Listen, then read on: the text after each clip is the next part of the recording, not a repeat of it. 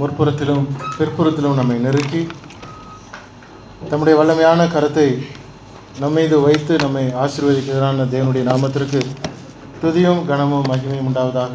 இந்த நாளிலும் தேவனுடைய வார்த்தையை கேட்பதற்காக கூடி வந்திருக்கிறவங்க ஒவ்வொருவரையும் பிதாகுமாரன் பரிசுத்தாவினுடைய நாமத்தினாலே வாழ்த்துகிறேன், வரவேற்கிறேன். இந்த நாள் செய்திக்காக வேதத்தை புரட்டி பார்த்து கொண்டிருந்த பொழுது, தியானித்து கொண்டிருந்த பொழுது, கிருபையை குறித்து பேச வேண்டும் என்று சொல்லி ஒரு உந்துதல் மனதுக்குள்ளே இருந்தது. அப்பொழுது என்னுடைய மனதுக்குள்ளேயே நான் யோசித்து கொண்டிருந்தேன், கிருபை நாம் இப்போ பாரு, அது அடிக்கடி கேட்டிருப்பாங்களே, கிருபை குறித்து நம்மளே அதிகமாக பேசியிருக்கிறோமே, கிருபை மேன்மையானது, கிருபை இல்லாமல் நமக்கு வாழ்க்கை இல்லை என்பது நமக்கு தெரிந்திருந்தாலும் அதை எப்படி இன்னும் அதிகமாக பேச போகிறேன் என்று சொல்லி அலசி ஆராய்ந்து கொண்டிருந்த பொழுது ஒரு ஆச்சரியமான ஒரு காரியம் கவனிக்க முடிந்தது. எந்த ஒரு தேவ ஊழியரும் அல்லது இயேசு கிறிஸ்துவும் எழுதி வைத்ததான அல்லது சொன்னதான கடைசி வார்த்தை கிருபை குறித்து இருக்கிறதே உணர முடிந்தது. நம்ம எப்போவும் சொல்லுவோம், கடைசியாக மரிக்கும் பொழுது அவர் என்ன சொல்லிட்டு போனார், என்ன பேசினார் அப்படின்னா, அது ஒரு ஆச்சரியமாக அதை கவனமாக அதை நம்ம எழுதி வைத்துக்கொள்வோம். கடைசியாக அந்த வார்த்தை சொன்னாருன்னு. இயேசு கிறிஸ்து கடைசியாக போகும் பொழுது ஒரு வார்த்தை சொன்னார். என்ன சொன்னார்னா, வானத்திலும் பூமியிலும் எனக்கு அதிகாரம் கொடுக்கப்பட்டிருக்கிறது, ஆகவே நீங்கள் சர்வ சிருஷ்டிக்கும் எல்லா ஜனத்துக்கும் எல்லா ஜாதியாரிடத்துக்கும் போய் சுவிசேஷத்தை அறிவியுங்கள், அவர்களை சீஷராக்குங்கள், பிதாகுமாரன் பரிசுத்தாவினாலே நாமத்தில் ஞானஸ்நானம் கொடுங்கள், நான் உங்களுக்கு கட்டளையிட்ட யாவையும் அவர்கள் கை கொள்ளும்படிக்கு அவர்களுக்கு உபதேசம் பண்ணுங்கள். கிருபைக்கும் இதுக்கு என்ன பிரதர் அப்படின்னு கேட்டிங்களா? திரும்ப சொல்கிறேன், அது என்ன சம்பந்தம் இருக்குது அப்படிங்கிறதான் சப்ஜெக்ட். பவுல் அப்போஸ்தலன், புறஜாதியாருக்கென்று அழைக்கப்பட்டதான பவுல் அப்போஸ்தலன் தன்னுடைய கடைசி நிருபத்தில் சொன்ன வார்த்தையை கவனிக்கலாம். கடைசியாக அவர் எழுதினது 2 தீமோத்தேயு. நீங்கள் வேதாமத்தில் இருக்கக்கூடிய கடைசி புஸ்தகம் அல்ல, அவர் எழுதின நிருபங்களிலேயே 68வது வருடங்களில் எழுதினது கடைசி நிருபமாக 2 தீமோத்தேயு அவர் எழுதினார். அதனுடைய கடைசி வசனத்தை வாசிங்க. என்ன சொல்றாரு? கர்த்தராகிய இயேசு கிறிஸ்து உன் ஆவியுடனே கூட இருப்பாராக, கிருபை உங்களோடு இருப்பதாக. 2 பேருக்கு அட்ரஸ் பண்றாரு. தீமோத்தேயுக்கு எழுதும் பொழுது என்ன சொல்றாருன்னா, கர்த்தராகிய இயேசு கிறிஸ்து உன் ஆவியுடனே கூட இருப்பாராக, கிருபை உங்களோடு இருப்பதாக என்று ஒரு கடைசியாக முடிக்கிறார். பேதுருவினிடத்தில் அவருடைய கடைசி வார்த்தையை நம்ம கவனிக்கும் பொழுது இன்னும் கொஞ்சம் ஆச்சரியமா இருக்கும். பரலோகத்தின் திறவுகோலுடைய ஆகிய சாவி என்று சொல்லப்படுகிறதான சுவிசேஷத்தை ஆண்டவராகிய இயேசு கிறிஸ்து பேதுருவிடத்தில் சொல்லும் பொழுது, நீ பேதுருவாய் இருக்கிறாய், நீ கல்லாய் இருக்கிறாய், இந்த கல்லின் மீது என்னுடைய சபையை கட்டுவேன், நீ பரலோகத்தில் திறப்பது எதுவோ பூட்டுகிறது எதுவோ அது பூட்டப்பட்டிருக்கும் என்று சொல்கிற, பூலோகத்தில் நீ எதை பூட்டினாலும் எதை திறந்தாலும் அது அங்கேயும் திறக்கப்பட்டிருக்கும், அங்கேயும் பூட்டப்பட்டிருக்கும். என்னது சாவி என்று சொல்லப்படுது. ஒரு கீ எடுத்துக்க அவர் கொடுக்கல, அது சுவிசேஷத்தை குறிக்கிறது. சுவிசேஷத்தை பேதுருவிடத்தில் கொடுத்து, இந்த பேதுரு நீ திறக்க வேண்டும். முதலாவது யூதர்களுக்கு சுவிசேஷத்தை எடுத்து சொன்னது பேதுரு, புறஜாதியினருக்கு சுவிசேஷத்தை எடுத்து சொன்னது பேதுரு. அப்படிப்பட்ட ஒரு சாவியாகி சுவிசேஷத்தை எல்லா இடங்களிலும் திறந்து வைத்த பேதுருடைய கடைசி வார்த்தையை வாசிங்க. 2 பேதுருடைய கடைசி வார்த்தை, நம்முடைய கர்த்தரும் இரட்சகருமாய் இருக்கிற இயேசு கிறிஸ்துவின் கிருபையினாலும் அவரை அறிகிற அறிவிலும் வளருங்கள், அவருக்கு இப்பொழுது என்றென்றைக்கும் மகிமை உண்டாதாக. பேதுரு சொல்கிற வார்த்தை பாருங்க, நம்முடைய கர்த்தரும் இரட்சகருமாகிய இயேசு கிறிஸ்துவின் கிருபையிலும் அவரை அறிகிற அறிவிலும் வளருங்கள். யாக்கோபு, இயேசு கிறிஸ்துவின் சகோதரனாகிய யாக்கோபனுடைய புஸ்தகத்தில் முடியும் பொழுதும் அவர் கிருபையில நீங்கள் நிலைநிற்க வேண்டும். அந்த வசனத்தை கூட வாசிக்கலாம். அவர் என்ன சொல்வாருன்னா, மரணத்தில் நின்று தப்புகிற ஒரு ஆத்மாவை திருப்புகிறவன், வாசிங்க அந்த வசனம், தப்பிப்போன மார்க்கத்தினின்று பாவியை திருப்புகிறவன் ஒரு ஆத்மாவை மரணத்தினின்று ரட்சித்து திரளான பாவங்களை மூடுவான் என்று அறிய கடவன். யாக்கோபு சொல்லுற வார்த்தை என்ன? தப்பிப்போன மார்க்கத்தினின்று பாவியை திருப்புகிறவன் ஒரு ஆத்மாவை மரணத்திலிருந்து ரட்சித்து திரளான பாவங்களை மூடுவான். பவுல் சொல்லும் பொழுது கிருபையில நீங்கள் நிலைத்திருங்கள், கிருபை உங்களோடு கூட இருப்பதாக. பேதுரு சொல்லும் பொழுது கிறிஸ்துவை அறிகிற அறிவிலே வளருங்கள், கிருபையிலே வளருங்கள். இயேசு கிறிஸ்து சொன்ன வார்த்தை என்ன? நீங்கள் சர்வ சிருஷ்டிக்கும் போய் சுவிசேஷத்தை அறிவியுங்கள். இதில் என்ன தொடர்பு இருக்கு அப்படின்னு கவனிச்சிங்கன்னா ரொம்ப ஆச்சரியமான காரியம். கிருபை நாம் பெற்றுக்கொள்ளும் பொழுது அடுத்த ஸ்டேஜ் என்ன? அவ்வளவுதானா? கிருபை பெற்றுக்கொள்ளுகிறதுனால தான் ஒரு சம்பவத்தை சொல்றேன். ஒருவேளை நமக்கு கொஞ்சம் பணம் இருக்கு அப்படின்னா நம்ம ஊர்லயே ஒரு சின்ன ஒரு இடத்த வாங்கிரும். ஒரு சென்ட்டோ 2 சென்ட்டோ 3 சென்ட்டோ ஒரு இடத்த வாங்கிரும். இன்னும் கொஞ்சம் பணம் ஜாஸ்தியா இருந்தா நம்ம ஊர்ல இருக்கக்கூடிய ஒரு டிஸ்ட்ரிக்ட் ஹெட் குவார்டர்ஸ்ல போய் ஒரு இடத்த வாங்குவோம். இன்னும் கொஞ்சம் ஜாஸ்தியா இருந்ததுன்னா சென்னையில போய் வாங்க முடியும். அதுக்கும் ஜாஸ்தியா இருந்தா நீங்க டெல்லியிலயோ பாம்பேலயோ போய் வாங்க முடியும். இப்போ நினைச்சா கூட நிலம் கிடையாது, இங்க காற்றுல தான் வாங்க முடியும். கீழே நிலம் ஒரு சதுர அடி ஒருத்தனுக்கு இருக்கும், ஒரு ஆர்கனைசேஷனுக்கு இருக்கும். அதுக்கு மேல ஒவ்வொரு ஃப்ளோரா நீங்க வாங்கிக்க வேண்டியதுதான். அப்படிதான் உங்களுக்கு இப்ப இடமே கிடைக்குது. அவ்வளவு நீங்க கோடியாகி கொடுத்தாலும் இடம் கிடைக்காத ஒரு சூழ்நிலையில வாழ்ந்து கொண்டு இருக்கும் பொழுது எவ்வளவு நீங்க பணம் சேர்த்தாலும் பரலோகத்திலே நீங்க ஒரு கல்லு கூட எடுத்துட்டு வர முடியாது. பரலோகத்துல நமக்கு ஒரு வீடே வேணும், ஒரு ரூம் வேணும், ஒரு வீடு வேணும் அப்படின்னு சொன்னா நம்மளுடைய சம்பாத்தியமோ உலகம் எல்லாம் பணம் போட்டு நீங்க வாங்கினாலும் அங்க போய் ஒரு இடத்த வாங்க முடியாது. ஆண்டவராய் இயேசு கிறிஸ்து தாமாக தம்முடைய கிருபையினாலே நமக்கு ஈவாக அவர் கொடுத்தாலே ஒழிய நம்ம ஒரு நாளும் ஒரு இடத்தை வாங்கி விட முடியாது. அந்த கிருபை என்று சொல்லும் பொழுது தகுதி இல்லாதவர்களுக்கு கொடுக்கப்படுகிறது கிருபை. நம்ம எந்த விதத்திலும் தகுதி இல்லை, ஆனா நமக்கும் ஆண்டவராகி இயேசு கிறிஸ்து பரலோகத்தில் தேவனிடத்தில் உங்களுக்கு என்று ஒரு வீட்டை நான் ஆயத்தம் பண்ணி வைத்திருக்கிறேன், நீங்கள் வாருங்கள், எந்த கரையும் திரையும் இல்லாதபடிக்கு உங்களை அங்கு கொண்டு சேர்ப்பது என்னுடைய கடமை என்று சொல்லி இயேசு கிறிஸ்து சொன்ன வார்த்தையை நிறைவேற்றத்தக்கதாக அவருடைய கிருபையை நாம் பெற்றுக்கொள்ளும் பொழுது பரலோகத்துக்கு கடந்து செல்லத்தக்கதான ஒரு கிருபையினாலே ஒரு ரட்சிப்பிலே நமக்கு கடந்து வருகிறது, ஒரு சந்தர்ப்பமாக அது கொடுக்கப்படுகிறது. சங்கீதக்காரன் சொல்லுகிற ஒரு வசனத்தை பார்க்கும் பொழுது மிக ஆச்சரியம். 13வது அதிகாரம் 5வது வசனத்தை வாசிங்க. சங்கீதம் 13:5.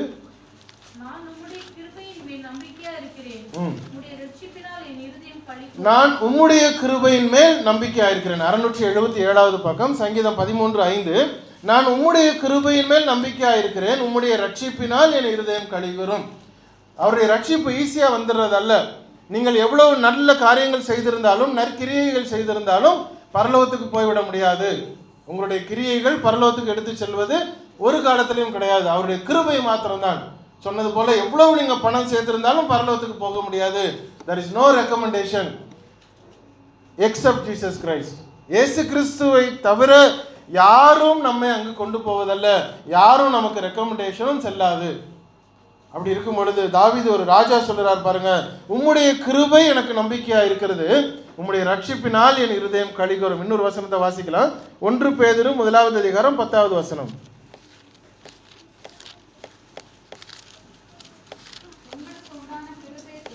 உங்களுக்கு உண்டான கிருபையை குறித்து தீர்க்க தரிசனம் சொன்ன தீர்க்கதரிசிகள் இந்த ரட்சிப்பை குறித்து கருத்தாய் ஆராய்ந்து பரிசோதனை பண்ணினார்கள். 317வது பக்கம் புதிய ஏற்பாட்டில் 1 Peter 1 chapter verse 10. உங்களுக்கு உண்டான கிருபையை குறித்து, நமக்கு ஒரு கிருபை கிடைச்சிருக்கு. என்ன கிருபை?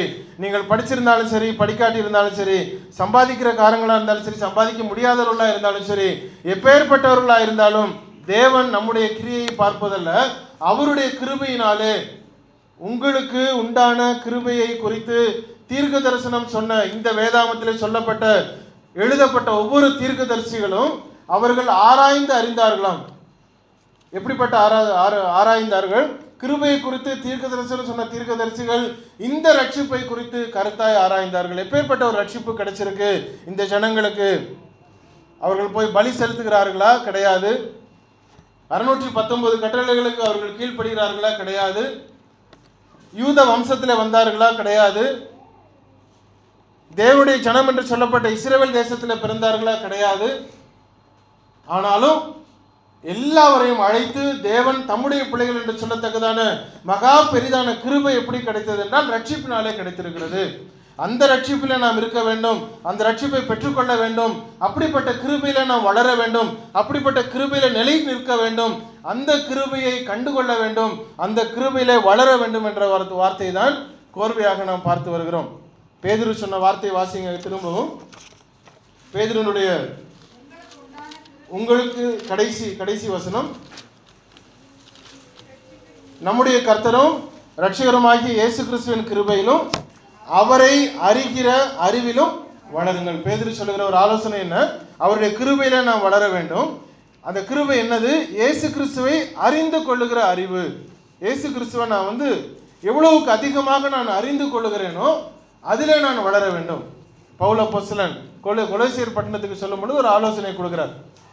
எப்படி வளரணுமா? இரண்டு பக்கமும் வளர வேண்டும்.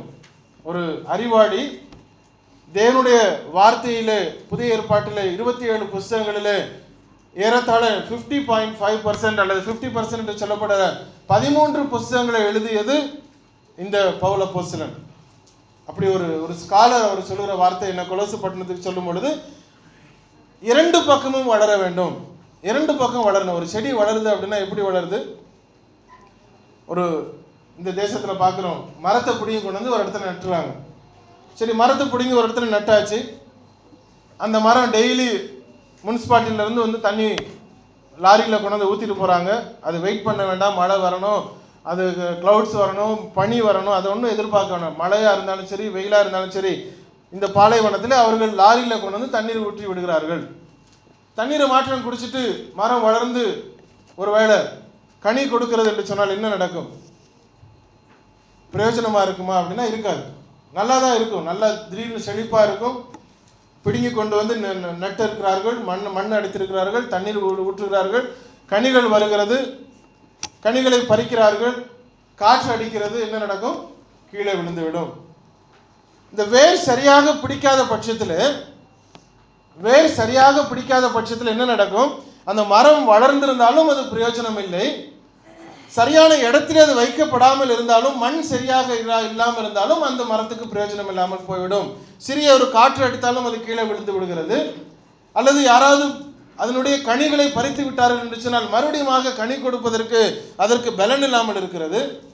அல்லது யாராவது மிருகம் அந்த ஒரு கிளையை முறித்து விட்டு என்று சொன்னால், அதை வெட்டி போட்டு விட்டார்கள் என்று சொன்னாலும் மறுபடியும் அது வளருவதற்கு தன்னுடைய இடத்திலிருந்து ஸ்தானத்தை முழுமைப்படுத்திக் கொள்வதற்கு அதுக்கு பலன் இல்லாமல் போகிறது. காரணம் என்ன? அதில் வேர் விடாமல் இருக்கிறது நிமித்தமாக. கொலோசியருக்கு எழுதின நிருபம் 2வது அதிகாரம் 6-7 வசனத்தில் பாருங்க. ஆகையால் நீங்கள் கர்த்தராகிய கிறிஸ்து இயேசுவை ஏற்றுக்கொண்டபடியே அவருக்கு உள் வேர் கொண்டவர்களாகவும் அவர் மேல் கட்டப்பட்டவர்களாகவும் அவருக்கு உள் நடந்து கொண்டு நீங்கள் போதிக்கப்பட்டபடியே விசுவாசத்தில் உறுதிப்பட்டு ஸ்தோத்திரத்தோடு அதிலே பெருகுவீர்களாக. 276வது பக்கம் கொலோசியருக்கு எழுதின நிருபம் 2வது அதிகாரம் 6-7 வசனங்களிலே பவுல் அப்போஸ்தலன் சொல்லும் பொழுது, நீங்கள் கர்த்தராகிய கிறிஸ்து இயேசுவை ஏற்றுக்கொண்டீர்கள். எப்படி ஏற்றுக்கொண்டீர்களோ அதோடு நின்று விடக்கூடாது. ஒரு மரத்தை பிடுங்கி கொண்டு வந்து வேற ஒரு இடத்துல வைத்திருக்கிறார் என்று சொன்னால் அதோடு நின்று விடக்கூடாது. அப்பப்போ நமக்கு வார வாரம் ஒரு வசனம் கிடைக்குது, அப்பப்போ கேலண்டர்ல ஒரு வசனத்தை நம்ம படிச்சுக்கிறோம், அல்லது செய்தியை நம்ம கேட்டுக்கிறோம், யாரோ சொல்லக்கூடிய ஒரு வார்த்தையை நம்ம சீடியில போட்டு கேட்டுக்கலாம், அது போதும் அப்படின்னு நினைச்சுக்கிட்டு இருந்தா என்ன நடக்கும்?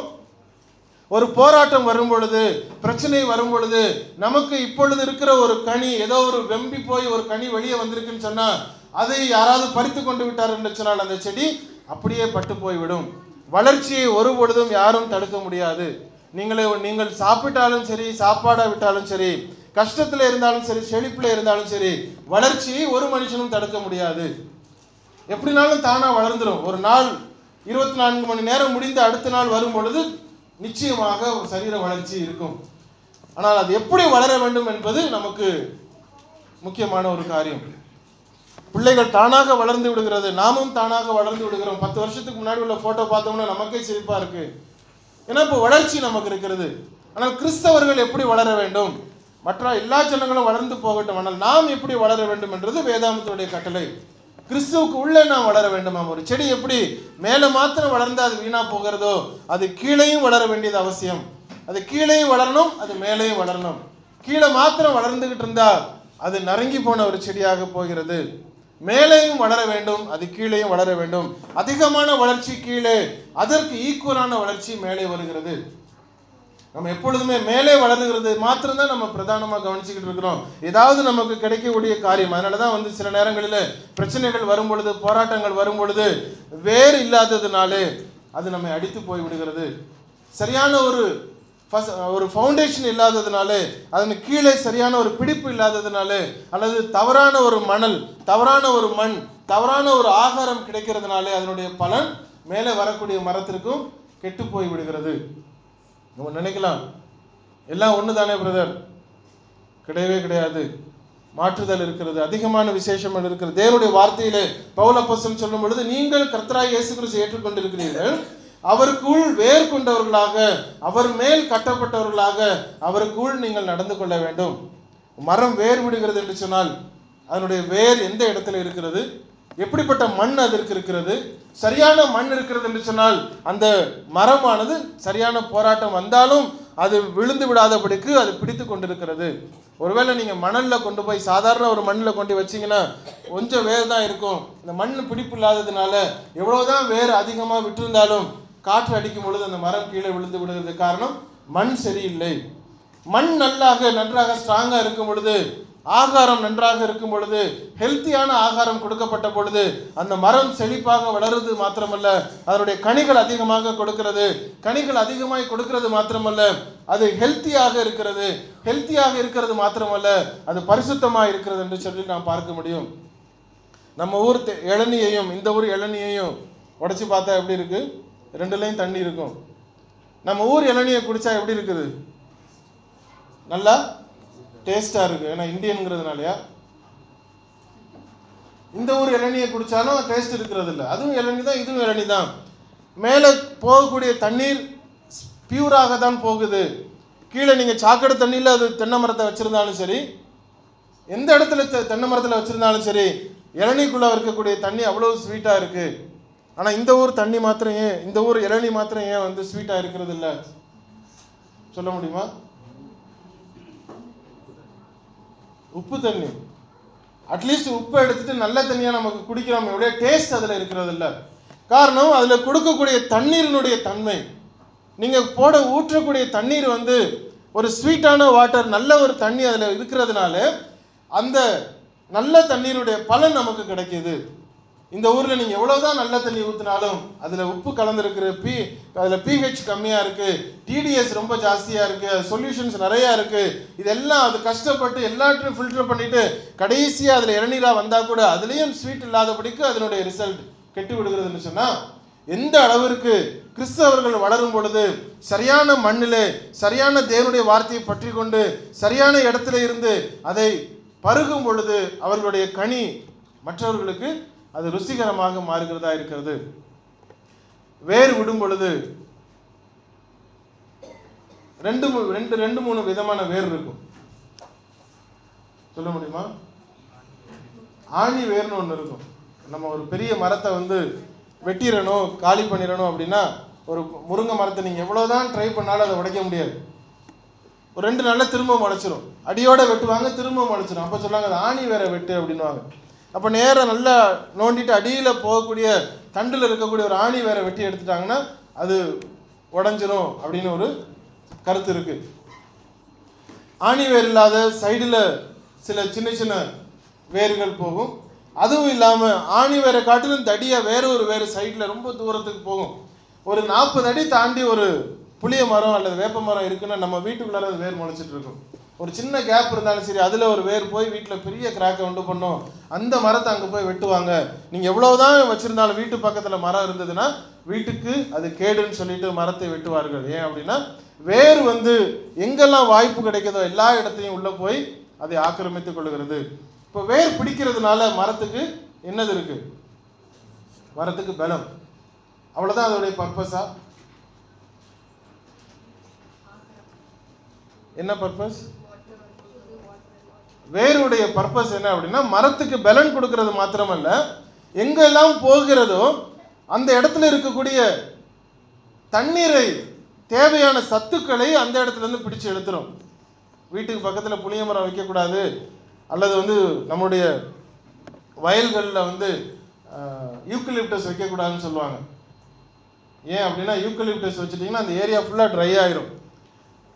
மரம் தண்ணி தேவையில்லை அப்படிங்கிறது வேற, ஆனா அந்த நிலத்தை ட்ரை பண்ணிடும். கம்ப்ளீட்டா அந்த இடத்துல இருக்கக்கூடிய எல்லா இதையும் உறிஞ்சி எடுத்துரும். ஃபுல் ட்ரை ஆயிரும். இப்போ யூக்கலிப்டஸ் பக்கத்துல வேற எந்த ஒரு மரமும் வளர முடியாத அளவுக்கு இது அதை உறிஞ்சி எடுத்துரும். ஒரு கிறிஸ்தவன் வந்து யூக்கலிப்டஸ் மரம் மாதிரி இருக்கணும். எவ்வளவு வாய்ப்பு கிடைக்குதோ அவன் தேவனுடைய வார்த்தையை ஃபுல்லா அவன் கிரகிச்சிக்கக்கூடிய அளவிற்கு அவன் வளர வேண்டும்.